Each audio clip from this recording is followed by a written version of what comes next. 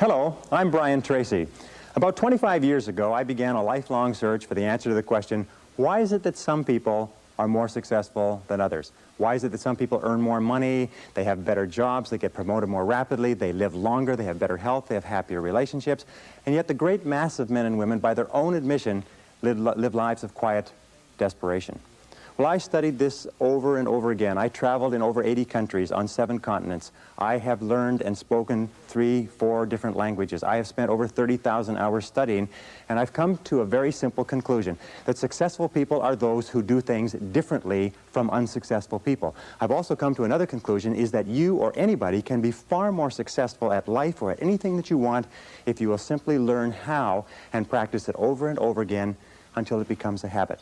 Now, no matter what field you're in, no matter what field of endeavor, no matter what work, no matter what activity, there is one thing that all successful people have in common, is that they are good time managers. And the reason they are good time managers is because they recognize that time management is life management. It is personal management. I have never seen an example in the hundreds, thousands of biographies and autobiographies I've studied of successful men and women where the individual has not been well organized and efficient and valued and used their times well. Successful people, winners, use their time well. Losers do not. And in the next 60 minutes, 55 minutes, I am going to give you 21 of the very finest time management ideas ever developed. If you use these ideas systematically, you can increase your personal productivity by 2 or 3 hours a day. You can increase your income. You can increase your rate of promotion. You can increase your life satisfaction. You can even increase the length of time you live. The question is, how badly do you want to learn how to manage your time well? How much effort are you willing to put into it? Because the key to time management is self-discipline. Probably the best way to put it is this, is time management is self-discipline in action, and self-discipline is the key to success. So let's get started right now with these 21 key ideas. The first idea, the most important of all, the core of time management, the axle around which the wheel of life turns, is goals.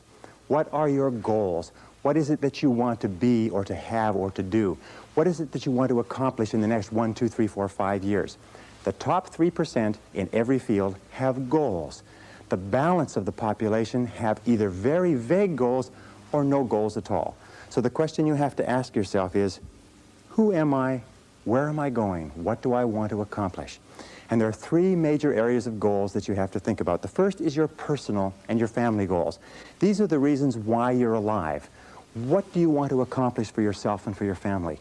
Write them down. Define them clearly. The second set of goals that you have to ask is your business, your career, your financial, your material goals. What is it that you want to accomplish in the external world? Where do you want to make your contribution? The third type of goals you have to ask about are your self-development goals. And in my estimation, your ability and your willingness and your tenaciousness in developing yourself is the key to accomplishing everything else. So here's 3 questions that you can ask. The first question is, what would you do? What would you set as a goal for yourself? What would you want to be or have if you just won $1 million in the lottery? What would you do if you just won $1 million? If you had all the time and money, you're completely free to decide to do anything you wanted. If you won $1 million, what would you do differently? Think about that. Hold that in your mind. The second question is, what would you do if you just learned today that you only had 6 months to live? What if you only had 6 months to live? What would you stop doing? What would you do more of? Who would you spend time with? Now, the answer to that question is very interesting because what it tells you is what you really value. What is really important to you? And what we have found is that self-esteem, satisfaction, happiness in life comes from getting your goals and your activities congruent with your values, with your priorities, with what you consider to be really important. Now, here's the third question. The third question is, what one great thing would you dare to dream if you knew you could not fail? If you knew beyond the shadow of a doubt that you could not fail, what one thing would you set as a goal for yourself? Because sometimes answering that question will tell you the one thing that you've been put on this earth to accomplish. One final point with regard to goals is that goals must be in writing. You must write them down, you must rewrite them, you must define them, you must redefine them. The top 1% of successful people in every area have very clear, specific, written goals. And most of them carry their goals around with them. So let's go from goals as the core of success to point number 2, which is organized plans of action. In an interesting study, or a variety of studies that have been done, they've come to the conclusion that organized plans of action are the key to all success. In fact, action without planning is the cause of every failure. Action without planning is the cause of underachievement. Action without planning is the cause of frustration, time wastage, anxiety, stress, and lack of success in life. So organized plans of action are critical. Now, what is an organized plan of action? An organized plan of action is where you take your goal, you take your objective, and you write out every single step that you're going to have to follow in order to accomplish that objective. You write it out and you list all those plans of action, all of those different activities, and you organize them together into a plan that you can then implement on a day-to-day basis. You decide which has to be done first and which has to be done last, which is more important, which is less important. In fact, the ability to set goals and to create plans for their accomplishment is the master skill of success. If all you learned in life, all you learned in school, was the ability to be a continuous goal setter and a continuous planner, day and night, planning, organizing, planning, writing, thinking about what you're trying to accomplish, you'll accomplish more in a year or 2 years than most people accomplish in 10 years or an entire lifetime. It has nothing whatever to do, by the way, with your intelligence.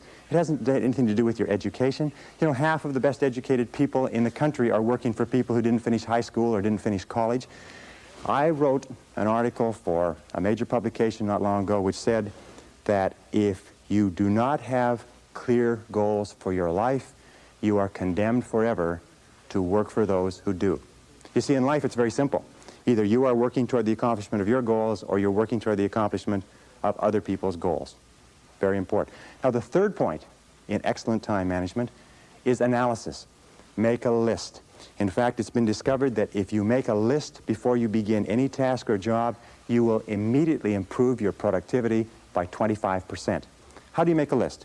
Well, you make your list for the week, the Sunday or the Saturday before, and you make your list for each day the evening before. And you always work from a list. Now, why do you make it the evening before? The primary reason is if you make a list the evening before, the subconscious goes to work on your list while you're asleep. And during the night, the subconscious will solve problems and bring insights to you. You'll wake up in the morning with insights, ideas, intuitions, answers that will make your day more productive. Now, the second reason that you use a list is because if you don't have a list, it's like driving down the street in a car with no steering wheel. You just drift, and every bump, every interruption, everything that happens sets you off in a different direction. A list gives you a track to run on for the entire day. Another reason that you use a list is because with a list, you can analyze where you are. You can tell what is more important and what is less important. You can tell what is irrelevant, what can be delegated, what can be delayed, what can be put off.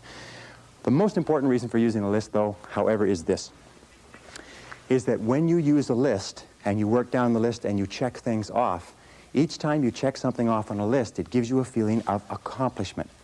It's been well said that happiness is the progressive realization of a worthy ideal. That happiness is the step-by-step accomplishment of the tasks necessary to accomplish a worthy ideal. And a successful life is based on a series of successful days, and a series of successful days is based on working on a list, one step at a time. Okay, now the fourth principle for effective time management is to set priorities. It's interesting, there are many people who have goals, vague or clear. There are many people who do make plans, but the biggest single problem in human life is setting priorities, determining what is relevant and what is irrelevant. And in setting priorities, an Italian economist named Vilfredo Pareto in 1895 came up with a principle which is called the Pareto principle. We call it the 80-20 rule.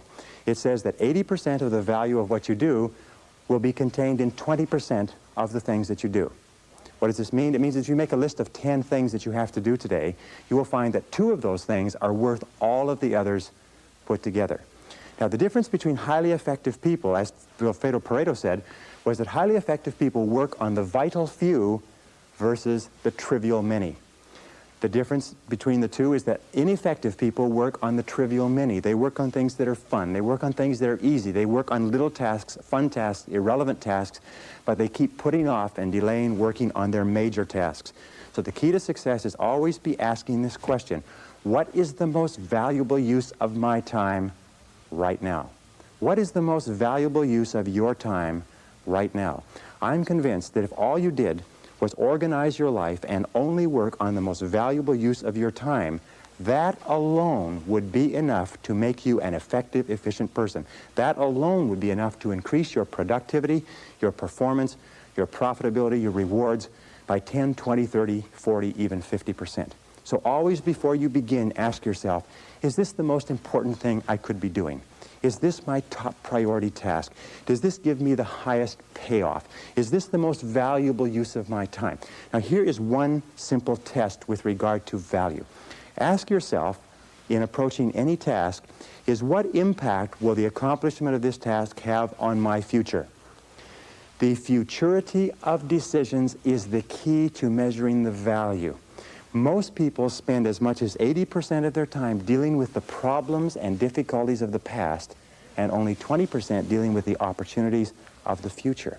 But successful people are always saying, what impact will this have on the future? Important tasks will always have an impact on the future. Unimportant tasks will only have an impact on the present and maybe even the past. So I say, what is the most valuable use of my time right now, and what impact will this have on tomorrow, the next day, and the future? It's one of the key ways to keep on track with regard to priorities. The fifth key idea in time management, which I am a fanatic on, is concentration. Concentration, concentration. Many people come to me in my seminars and they say, well, I never learned how to concentrate. I can't concentrate. How do I learn to concentrate? Learning how to concentrate is absolutely essential to success. As a matter of fact, it is impossible for you to accomplish anything worthwhile in life without the ability to concentrate single-mindedly on one thing at a time and stay with it until it's complete. In fact, time and motion studies have shown that if you start a task and you put it down and you come back to it and pick it up and start it and put it down and come back to it and pick it up, that it will take you as much as 500% of the necessary time to do a task than if you picked it up and carried it through. Alec McKenzie, great time management expert. Alec McKenzie calls this single handling. Once you have made a list of what you have to do, organized your goals, determined the highest and most valuable priority, then pick the most important thing and begin working on it and stay with it until it's finished. Now people say, well, if I stay with this task until it's finished, I won't get anything else done. That doesn't matter. If it's the most valuable thing that you have to do, it's the most important thing that you could be working on. Now it's a wonderful thing. When you concentrate and work intensely on an important task, it gives you a feeling of energy and enthusiasm. When you complete an important task, your self-esteem goes up. You feel like a winner. You feel great about yourself. But if you work away on low priority tasks, even if you complete them and do them well, you don't get any bang for the buck. You don't get any excitement or thrill from doing something that's not important. As a matter of fact, most stress, anxiety, frustration in the world of work today comes from working very hard on irrelevant tasks. Benjamin Trigo said, if it's not worth doing, it's not worth doing right. And I think it was Drucker who said, the very worst thing in the world is to do very well what need not be done at all. So concentrate single-mindedly on one task at a time. Do first things first, and do things one at a time. Now here's a very simple system that you can use for the first 5 points that we've talked about: goals, plans, priorities, analysis, concentration. It is the ABCDE method. A is the things that you must do, top priority. B is the things that you should do, second priority. C is the things it would be nice to do if you've got all your A's and B's done. D stands for delegate, E stands for eliminate. So when you make a list, the first thing you do is you ABC all your list. A, what you must do, B, what you should do, C, what would be nice to do, and then delegate and eliminate the others. With goals, what you do is this: you make a list of all the things you'd like to accomplish in the next 1 to 5 years. And then you go down the list and write ABC. What you'd love to do, what you'd like to do, what's not that important. Then you take your A goals and you make A1, A2, A3. In other words, your most important, second most important, third most important. Then you take those A goals, you transfer them to another sheet, and you make a list of all the things you're going to have to do to accomplish your goals. Then you ABC the list. And you say, what are the things I have to do? What are the things I should do? What are the things that would be nice to do to accomplish my goals? And then you put those into the goal list, and then you structure and schedule what you're going to do and implement. This is called the 6-step method. Choose your goals, set priorities. Choose your activities, set priorities, schedule, and implement. If you just do that on a day-to-day basis, that alone can make you a great, great success in life. The 6th key to time management is deadlines. Deadlines and rewards. Now, psychologists have discovered that 85% of the reason that you or I do anything is because of what we expect to happen as a result. We call this consequences or logical consequences. 15% is because of what we've been told, but 85% is the consequences that we expect. So therefore, what you do is when you have an important task, the way that you motivate yourself to do the task is you structure a specific reward that you're going to get when it's finished. Let me give you an example. Sometimes people are very uneasy about making telephone calls, especially salespeople, so they put it off and they procrastinate. What we encourage them to do is give themselves a reward every time they make a phone call. Put a cup of coffee next to the phone. Every time you make a phone call, give yourself a sip of coffee. Take a cookie and break it up. Give yourself a piece of cookie. In other words, train yourself the way you train a dog to have a positive consequence for everything that you do. So set deadlines. How do you set deadlines? First of all, when you set the goal, when you specify the task, set the deadline when it's going to be accomplished. Always set the deadline with lots of room to spare, and always try to finish before the deadline. Tell other people that you're going to finish by this deadline. Promise others that you'll have your work done. It's a powerful way to act as what is called a forcing system. A forcing system is something that motivates you to stay at it. Because if you don't set a deadline and give yourself a forcing system, you fall into the trap of what is called Parkinson's law. Now, Parkinson's law says that work expands to fill the time allotted for it. That if you have 2 hours of work to do and 8 hours of time, you will stretch that work over 8 hours. Parkinson's law also says that work contracts to fill the time allotted for it. If you have 8 hours of work to do, and because of an emergency you have to have it done in 2 hours, you will get it done in 2 hours. Highly effective people are always setting tight, stringent, disciplined deadlines on themselves so they get more work done in a short period of time rather than less work done in a long period of time. Does this make sense? Very, very important. The next principle, number 7, is what is called the time log, which is writing down and keeping track of where your time is going. All effective people know where their time goes. Now let me tell you an interesting principle with regard to time management. It is this, is the more important you are, the more successful you are, the more you tend to measure out your time in minutes. The less successful you are, the more you tend to measure out your time in hours, days, and weeks. The average person thinks of terms of morning or afternoon. The above average person thinks of hours. The successful person thinks of half hours. The very successful person thinks in terms of minutes. They allocate their time carefully. Now the only way that you can do that is what? Is you've got to keep track of what you're spending your time on. 60, 70, 80% of people are not aware of how they spend their time. They think they spend a lot of time in meetings. It turns out they spend a lot of time socializing. They think they spend a lot of time working on reports. It turns out they spend a lot of time on the telephone. They think they spend a lot of time doing important jobs. It turns out they spend a lot of time wasting time. So keep a time log, or just keep a sheet, and whenever you have a chance to look at your watch, write down what you're doing at the time. Or have somebody else watch what you're doing and feed back to you how you're spending your time. And then you have to ask, is how I'm spending my time consistent with my major goals, my top priorities, my high payoff tasks? And you'll find that it's not. And you'll also find that you feel frustrated and you feel stressed if you are not working your time on the things that you're supposed to do. So keep measuring your time, logging your time, analyzing your time. How am I spending my time? Am I spending my time on the things that are important to me? Am I spending my time on the things that give me a big payoff? And if you're not, keep adjusting and modifying your schedule. A very interesting point with regard to the time log is that self-discipline is critical. You've got to discipline yourself, and you've got to measure and analyze your time every single day, or you slip off it again. The next principle is the principle of procrastination. Overcoming procrastination is absolutely critical, but there's two kinds of procrastination. There's positive procrastination and negative procrastination. Positive procrastination is when you procrastinate on doing low priority tasks. It is when you procrastinate on doing things that do not contribute very much to your major goals.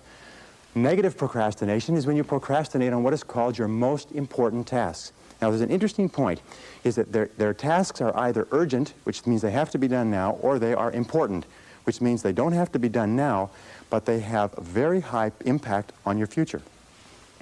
We have a natural tendency to always do what is urgent rather than what is important. Important tasks are seldom urgent, and urgent tasks are seldom important. So you overcome procrastination with a very, very simple method. It was developed by W. Clement Stone when he was a young man. He built a fortune of $500 million, and this is one of the central principles of his life. It's simply this. Every morning when you get up, say over and over to yourself, Do it now. Do it now. Do it now. I do it now. Do it now. Whenever you have this tendency to procrastinate, program your subconscious mind with this automatic conditioned command, do it now, do it now, do it now. The key to overcoming procrastination is to develop a sense of urgency. Be the kind of person who gets things done quickly. Be the kind of person who launches fast on a task. One of the ways to launch fast on a task is to take the task and break it up, what is called salami slicing it. Slice a piece of salami. Don't try to eat a whole loaf of salami, you just eat it one slice at a time. Take your task and break it up into small pieces and do one piece at a time. Say over and over to yourself, do it now, do it now, do it now. Do you know that less than 2% of the population have a sense of urgency? And that there is not an example of a successful person anywhere who does not have a sense of urgency? That if you just develop a sense of urgency, when somebody gives you a task, that you get on it and do it fast, that alone will move you into the top ranks in a very short period of time. In a study done amongst 104 chief executive officers 2 years ago, they asked what would be the qualities that would put a person on the fast track in their career. You know the conclusion they came back to with? 2 qualities. Number 1, the ability to set priorities, to choose what was relevant over what was irrelevant. And number 2 was the ability to get the job done fast. If all you did was this, set priorities and get the job done fast, that alone would cause you to stand out from 80 to 90% of the people that you work with. Number 9, delegate. Delegate everything that you possibly can. Now, what does delegation mean? Delegation is very simple. What it means is this, is that whatever your hourly rate is, let us say your goal is to earn $50,000 a year. If you work 8 hours a day, that's $25 an hour. You got that? So you're a $25 an hour person. Now, the only way you can make $25 an hour is if you do $25 or more work. And the only way you can do $25 an hour or more work is if you take anything that can be done by anybody who earns less than you per hour, 20, 15, 10, 5, and so on, and delegate, outsource, have somebody else do it. The most valuable resource in the world today is productive time. And do not waste your productive time dropping off laundry, getting your car washed, mowing your lawn, cleaning your house. Do not waste your productive time doing things that you can hire people to do for $5 or $10 an hour. Use your productive time on tasks that are more expensive, of higher value.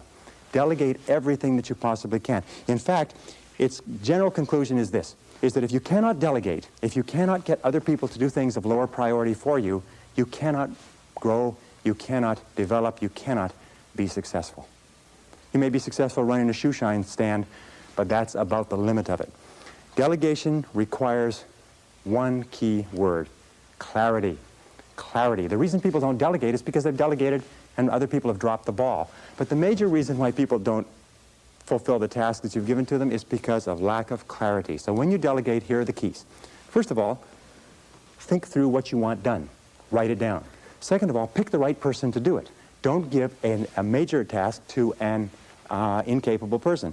Third of all, make it crystal clear what you want done and when you want it done. And fourth of all, check, review, inspect, keep on top of it to make sure it is done on time. Never assume that anything will be done on time. I read something years ago, a great sign. It said that assumption lies at the root of all foul-ups. Never assume that anybody or anything will be done on time unless you check on it yourself. Okay, the next principle, number 10, is meetings.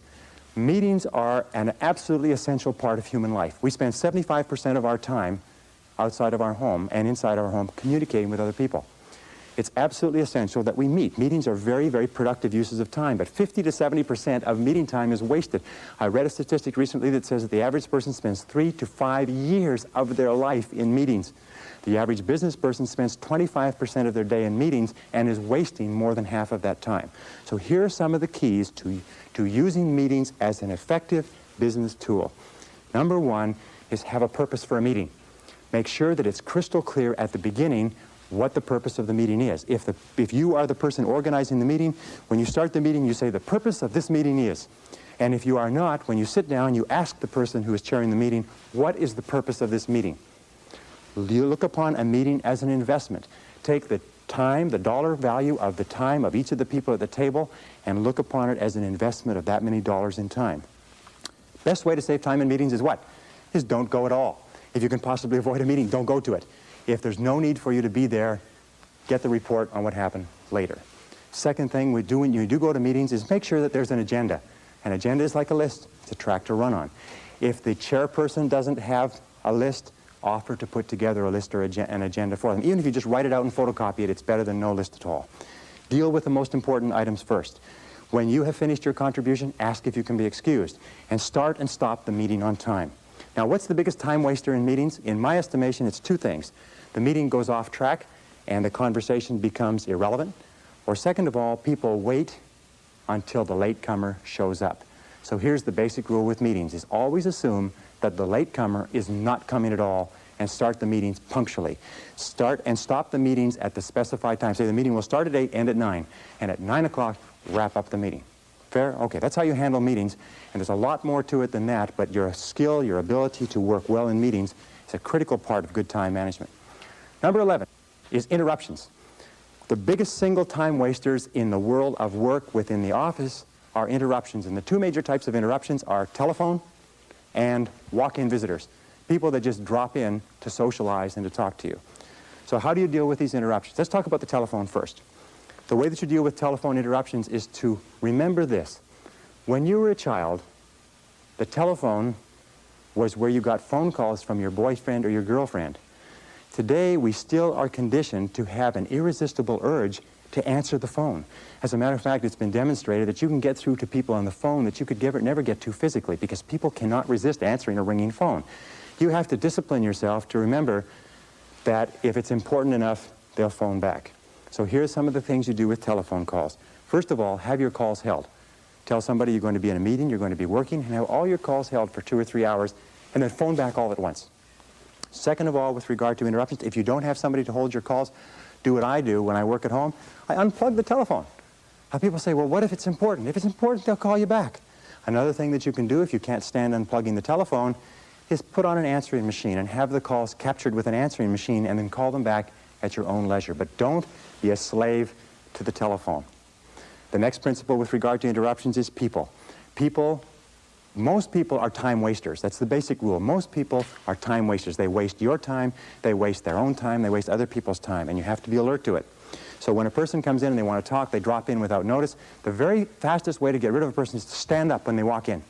If you stand up and stay standing up, they won't sit down. And you can lead them out by saying, there's one more thing before you go. And then just say it and lead them to the door. If necessary, and I've had to do this on occasion, a talkative person comes into my office, I get up and I start toward the door and I say, I was just leaving, and I leave. And the person follows me out and goes on somewhere to bother somebody else, and then I go back into my office.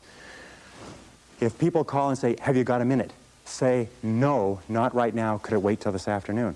You know what they'll say? They'll say, sure. And 90% of cases, they'll forget why they came in the first place. So control interruptions. The interruptions and the ringing telephone are two major sources of stress in the world of work. Now, another key management principle, and in management, in time management, in personal management, this is essential. It's what is called key result areas. In other words, it is the key results that you have been hired to accomplish for your business. Even if you own your own business, you are still subject to key result areas. And the way that you find out your key result areas is you ask yourself this question over and over again. Why am I on the payroll? Why are you on the payroll? What have you been hired to accomplish? Not your tasks and activities, but what results are expected of you? You ask yourself this question. The accomplishment of what results is going to lead to my promotion? How am I going to earn more money? What results do I have to achieve in order to get a raise in salary? What results does my company expect of me? What contribution am I expected to make? And then you say, what are my key results? Another way of looking at it is to remember that every job has a series of functions. And there are secondary functions and primary functions, and they're what is called core functions. So you have to ask, what are the core functions of your job? What are the goals of your job?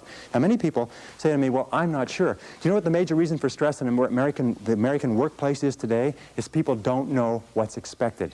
I would say 80 or 90% of people out there do not know what's expected. They're not sure why they're on the payroll. And here's a very simple technique for it. Go to your boss with a list of everything that you do and ask your boss to organize it in order of priority. Say what's number 1, what's number 2, what's number 3, what's A, B, or C. Help him or her organize your list in order of priority and give it back to you. I promise you, you'll be surprised. But why is it that you absolutely have to know why you're on the payroll? It's simply this, is that you cannot perform excellently. You cannot do superior work. You cannot be promoted. You cannot get a raise unless you are doing and doing well the key things that your boss has hired you to do. Have you got me on that? Or have I got you on that? Key result areas are critical, and you have to know every single day. In fact, you know something? One of the major sources of frustration in work is to be working very hard on something and being vaguely uneasy because you know it's probably not important. So keep clear channels of communication with your boss, and if you supervise other people, have them bring to you a list of everything that they do, and you organize it in order of priority and make it clear to every person what their contribution is expected to be. Okay? The next one, number 13, is batching tasks. It's interesting that there is what is called in the world of work a learning curve. A learning curve says this. It says when you do a job the first time, it takes you the most amount of time to do it because you're learning how. The second time it takes less. The third time it takes less. The fourth time it takes less. In fact, learning curve theory says that you can decrease the amount of time by as much as 80% if you do the same job over and over again over a period of time. So batching your tasks is a major time management tool. What does it mean? It means that if you're going to make phone calls, make all your phone calls at once. Have your calls held, make them all at once. If you're going to do invoices, do all the invoices at once. If you're going to do correspondence, do all the correspondence at once. If you're going to read and catch up, read everything at once.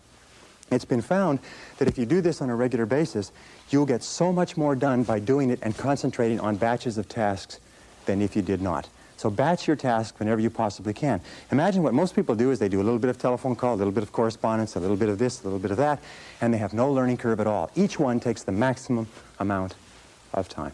So batch your tasks. Put groups of tasks together at once and do them at once. Okay, the next principle is neatness. It's an interesting thing because you run into people all the time. I run into people in my office who say, it's okay if my desk is messy, I know where everything is. Now you have to understand one thing, is intelligent people, people with good memories, can very often remember where everything is. But it just means that they are using their intelligence to combat the inefficiency of neatness. Every single study that has been done says this, that if you will just clean up your work environment so it is completely neat and everything is off of your desk or your workplace except the one thing you're working on, that will increase your productivity by 20 to 40%. People have a difficult time understanding this, but I have tested it. I've worked with a messy desk, I've worked with a clean desk, and I tell you, I promise you, you will be astonished at the difference it makes. Now, how do you clean it up? Well, it's very simple. There's a very simple way of cleaning off a desk. It's called the TRAF system. The TRAF system has 4 letters. T stands for toss. Remember that in time management, your wastebasket is your best friend. So toss it out, throw it away. R stands for refer, which means it's not relevant to you, so you refer it to somebody else. A stands for action. And what you do is you take a file folder and you put it into an action folder, so it's out of the way. And F stands for file. File it away, do something with it. But before you file, always ask this question, what would happen if I didn't have this document? What would happen if I never could find this again? And if it's not particularly serious, throw that away too. Once you've done that, TRAF, you've tossed it, referred it, filed it, or put it in an action file. Once you've done that, then you start with your action file and you work through it. Neatness is important. Clean your desk, clean your workplace. Even in the kitchen, you'll find that if you take one thing out and use it and put it away, and take another thing out, you'll get far more done in a short period of time. Now, here's the rule. If you're not using it, put it away. If you're not using it, put it away. Even if you have to take the stuff off your desk and your credenza and put it on the floor, do it. Your briefcase is your workplace if you are on the road, if you're a salesperson, if you're moving around. Make sure your briefcase is neat and orderly and has everything that you need and nothing more than you need. Neatness is critical to productivity. Here's the final point. In a study that was done recently, 98% of senior executives said they would not promote a messy person, that they would not give a messy person greater responsibilities, that if you are messy, no matter how much you kid yourself, everybody around you concludes that you are inefficient, undependable, unreliable, and incompetent, and even if you do the job well, they think it's just an accident. So be neat. Stand back from your desk and look at it and say, what kind of a person would work at a desk like this? Stand back and look at your car. Say, what kind of a person drives a car like this? Look at your workplace, your briefcase. Look at your home and say, what kind of a person lives here or works here? And you'll find that what will come to you is messy, inefficient, incompetent, disorganized, and so on. Neatness is critical to time management. Number 15 is what is called getting chunks of time. Interesting studies. Over and over they have found that important work requires chunks of time to do. What is a chunk of time? A chunk of time is 60, 90 minutes, 2 hours. In fact, it's been found that most serious work cannot be done in less than 60 or 90 minutes. So when we look at the work styles of highly effective people, successful people, the ones who make the most money, the ones who graduate or are promoted the most rapidly, you find that they have developed a habit of cutting out blocks of time where they can work without interruption. Now here's an example. There's several examples that you can use. One of the examples, and one of the ways that I do it, is that I get up early in the morning. Sometimes I get up at 5 a.m. and I'll work for 2 or 3 solid hours. You can get an entire day's work done in 3 uninterrupted hours. As a matter of fact, again, we have found that it's impossible for you to do creative work and administrative work at the same time. If you have creative work to do, reports to do, proposals, anything that requires a sustained period of time to put together, you cannot do it at the desk when the telephone is ringing and people are coming in. You cannot do administrative and creative work together. You have to break them apart. In the office, you do administrative work and you cut away chunks of time for the important stuff that affects your future. One of the things that I do is I come into the office an hour early. I can clear off in 1 hour, I can do half a day's work. Another thing that you can do is stay at the office at lunchtime. Work at your desk. At lunchtime sometimes is the very best time to work. And by the way, if you work from 12 to 1 and then go out for lunch, you'll find that you can get in anywhere, that you don't have any wait, that you can get in and out and back to work quickly. A third is stay late. Sometimes just working from 5 to 7, you'll do an entire day's worth of work. By the way, with regard to travel, I travel a lot, and more people travel by air. 1 uninterrupted hour on an aircraft, if you're properly organized with all of your work in your briefcase, is worth 3 hours in your office. So if you're going to travel, be sure that you take the work necessary so that you can work, if you like a workhorse once you get on that plane. I always try to sit next to a window. If you sit next to a window, you can bury yourself in your work. You have no interference. People are not walking over you, but you can get an enormous amount of work done on a plane. As a matter of fact, much of this course that we're talking about today was done on airplanes. Number 16 is to use what we call transition time. Remember this, is that you will always be paid in life for the value of your contribution. And if you want to earn more, you must learn more. And the most successful people are those who are continually taking in new information, continually learning more, continually taking every opportunity to keep current with their profession and to advance their knowledge. In fact, the knowledge in every single field today is doubling every 5 to 7 years, which means that whatever you're doing, in order to stay even, your knowledge has to double every 5 to 7 years. Now, it's simple to do this. The basic rule is this. You should or you must spend an hour every day investing in your own mind, investing in yourself. You must take an hour every day and read and study and take notes. If you're doing less than an hour a day, you're falling behind. If you do 2 hours a day, you put yourself on the side of the angels. Now, here's some of the ways that you can get this extra learning time, this extra working time, this extra personal growth time. First and most important of all is driving or traveling to and from work. If you drive, the average driver today drives 12 to 25,000 miles a year. That's the equivalent of 500 to 1,000 hours a year. And of course, if you're on the Los Angeles freeways, it's about 1,500 hours to 2,000. But that is the equivalent of 12 to 25 40-hour work weeks. That's the equivalent of 3 to 6 months of work weeks. That's 1 to 2 university semesters. You know, the average person, of course, it's not you, because the people who watch videotapes like this are usually the cream in any organization or any society. But the average person sits there and listens to the radio all the time. You can become one of the best educated people in your profession simply by listening to audio cassettes, going to and from work, or to and from errands.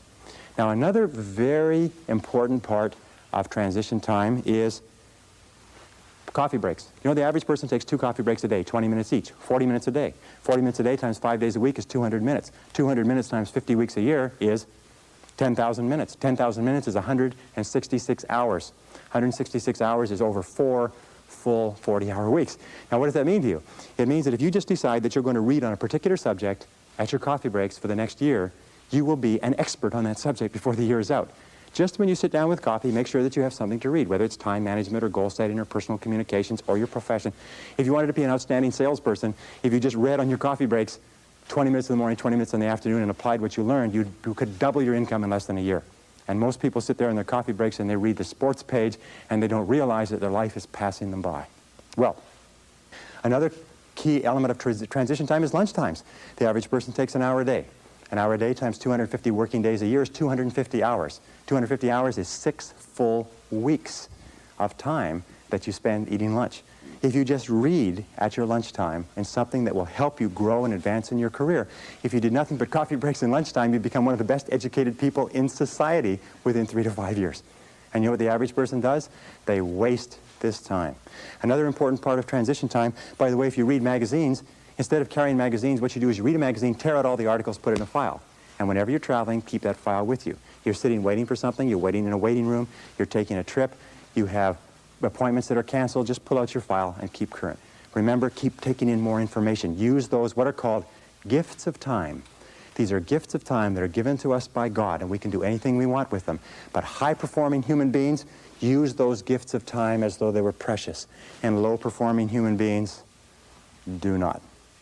Which do you want to be? Okay, the next is what we call telephone. You know, the telephone is interesting.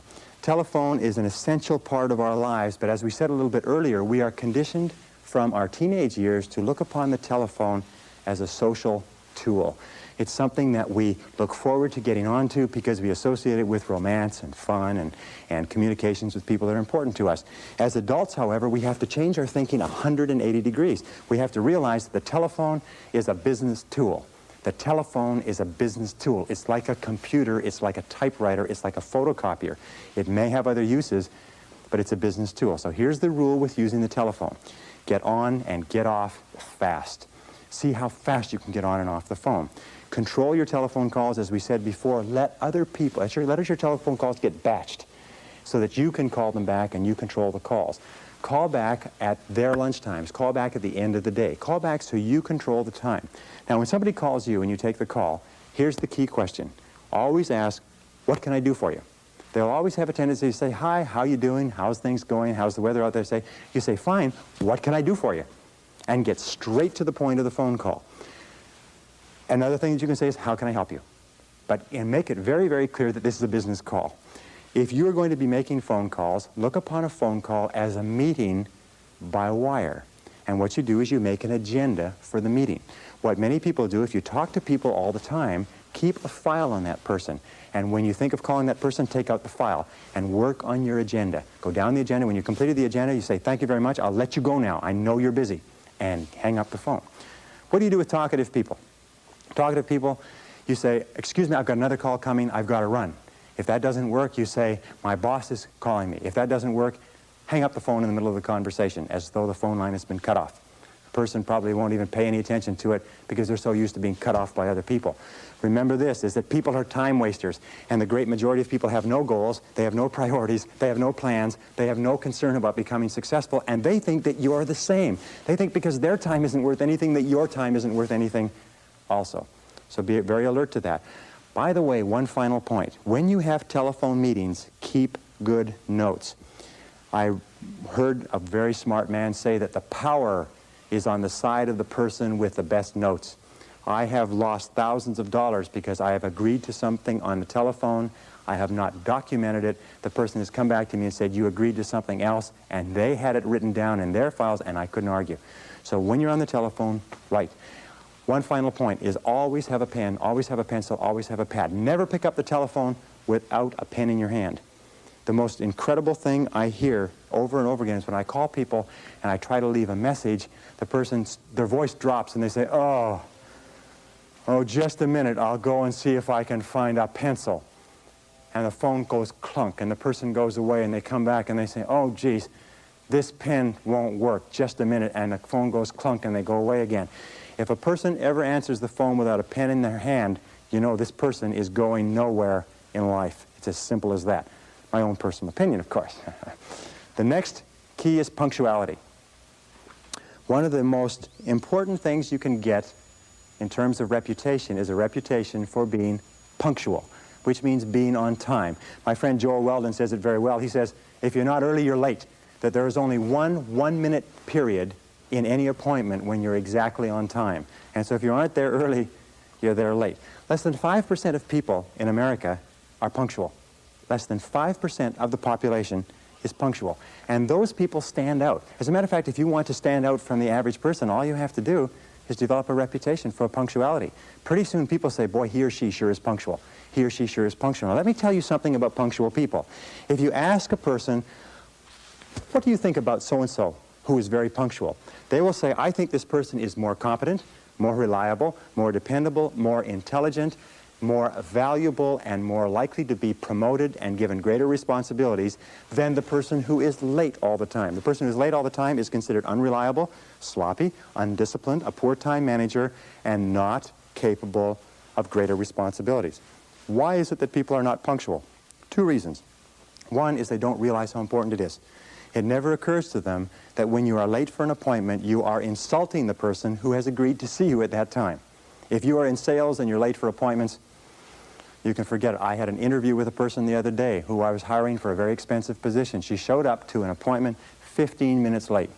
A person who comes 15 minutes late to the first appointment, the basic rule is this, is never hire a person who comes late to an interview. A person who comes late to an interview is sending you a flash. It's a signal that this person is unreliable, incompetent, undependable, and if you let them get away with it, you're in for trouble. Anyway, I'm just passing on that. Punctuality, coming back to that. Lombardi, Vince Lombardi of the Green Bay Packers, had what he called Lombardi time, which meant 15 minutes early. If he said to his team, be here Lombardi time, that meant be there 15 minutes early. Develop the reputation for being punctual. And finally, one other thing is if you are a superior and you have subordinates or you have people working for you, reporting to you, don't keep them waiting. If you agree to see them at 3 o'clock, don't keep them out there spinning their wheels, standing around. It's one of the worst insults that you can do to people. And if I could just come back one more time, with regard to communications, you know one of the great time wasters in life, this is aside from the points that we're talking about, is lack of concentration, distraction, fatigue. It's not paying attention. How many times have you had problems, serious problems, because you had a conversation with a person and they agreed to do something, or you agreed to do something, and one or the other of you forgot all about it, didn't remember it, wasn't paying attention, it wasn't done, it cost an enormous amount of money? How often does that happen to you? Paying very close attention is a powerful time management tool. If somebody comes in to see you, cut off all phone calls, close the door, clear your desk, and concentrate single-mindedly on a person. 10 minutes of concentrated conversation will clear up more than 1 hour of interrupted conversation. Pay attention, take notes. Now, number 19 is called work simplification. Do you know that at the turn of the century in the United States, it took 50% of the American population to feed, working on the farms, to feed the other 50% living in the cities. Today, it takes less than 3% of the farm population to feed the other 97% in the cities and half of the world besides.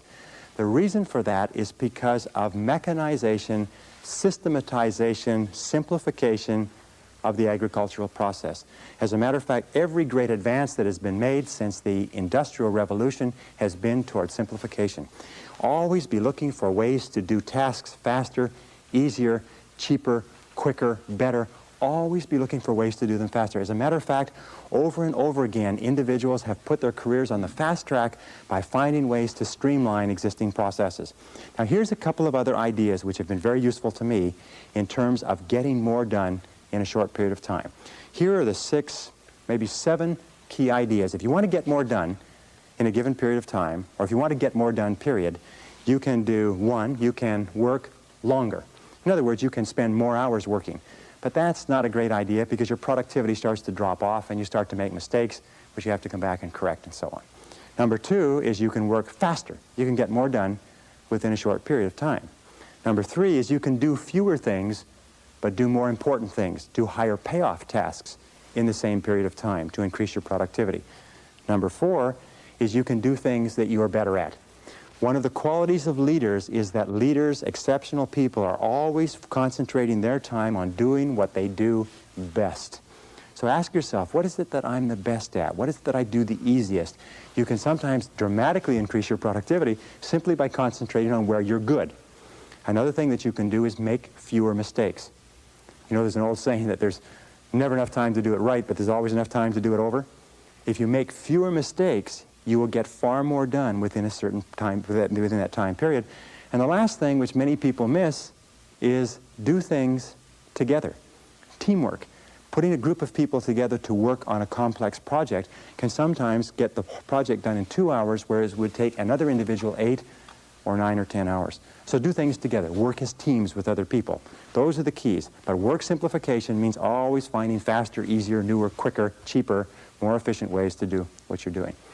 Number 20 is the magic word. The magic word in time management is no. Learn to say no to activities, tasks, responsibilities, and obligations that do not contribute to the most important goals that you have set for yourself.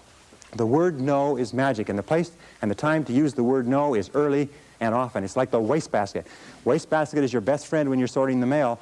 You know, the average person spends 8 months of their life sorting junk mail, reading through junk mail. Absolutely phenomenal, recent study. It's incredible how much of your life is taken up by people who ask you to do things, and you do it because of a sense of obligation. Let me tell you, as I said to you before, most people do not value their time, so they don't value yours. Now, how do you deal with a person who you know, who you like, who you respect, who asks you to do something? Very simple. When they ask you to do something or work on a committee or take on a project, ask, especially if you have, and it's not if you're boss, but especially if you have control, is say, let me think about it and get back to you. There's an old saying that delay is the cruelest form of denial. If they press you for a decision, say, I cannot make a decision now, I have to think about it. And after you've thought about it for 24 hours, call them back and say, I've thought about it, I simply don't have the time. But thank you very much for thinking about me, and get on with the rest of your life. You know what Nancy Reagan says? Nancy Reagan says, just say no. Now, in time management, the word no is one of the most powerful of all words. It'll save you hours, weeks, months of working on projects that contribute nothing to your goals. And finally, number 21 is balance. In all of time management, you have to ask this question, is what is the purpose of managing your time well? What is the purpose of getting an extra 2 or 3 hours a day? And the purpose is to enhance and improve the quality of your life. And the most important things in a person's life are their health, their peace of mind, and your relationships. In fact, the quality of your relationships is the true measure of your quality of life. So take time to invest time in your relationships. Spend time with the people who are close to you, your spouse, your loved ones, your parents, your children. Take time, because that's what life is. Life is managing your time so that you can do the things that are most important to you. We start off in life thinking, boy, if I'm really successful at my job, then I'll be able to do all of these things for myself and my family. And what happens is we lose sight of that goal, and we become totally preoccupied with the job to the exclusion of the family. Do you know how much time the average working parent spends talking to their child in America today? 30 seconds per day. Do you know how much time the average couple spends talking together? Intimate communication? 4 minutes, according to the recent research. Very, very important. If you want to be successful in life, you've got to be sure what your priorities and values are, and your highest value must be the people that you love and the people who love you. They must be your health, they must be your energy, they must be your peace of mind, they must be your emotional and spiritual development. They must be the completion of you as a human being. So when you are using all these time management techniques, remember that the purpose of using these time management techniques is to enhance the overall quality of your life. Ask again, what would you do if you only had 6 months to live? What would you do if you only had 6 months to live? Who would you spend your time with? Where would you go? What would you want to do? What would be important? What would be unimportant? If you ask that question over and over again, you'll have a tendency to keep your life in balance. Everything in moderation. Now, if I could just summarize by saying 2 or 3 quick things. The essence of success in time management is goals. The key to goals is to write them down and to make organized plans for their accomplishment. The key to those organized plans is to set priorities and determine what is more important and what is less important. And always concentrate on the most valuable use of your time. The key to concentrating on the most valuable use of your time is to stay at the task until it's finished. Persevere without distraction or diversion. Keep at it. Hammer, hammer, hammer until your most important tasks are finished. And finally, develop that sense of urgency. Do it fast. Do it now.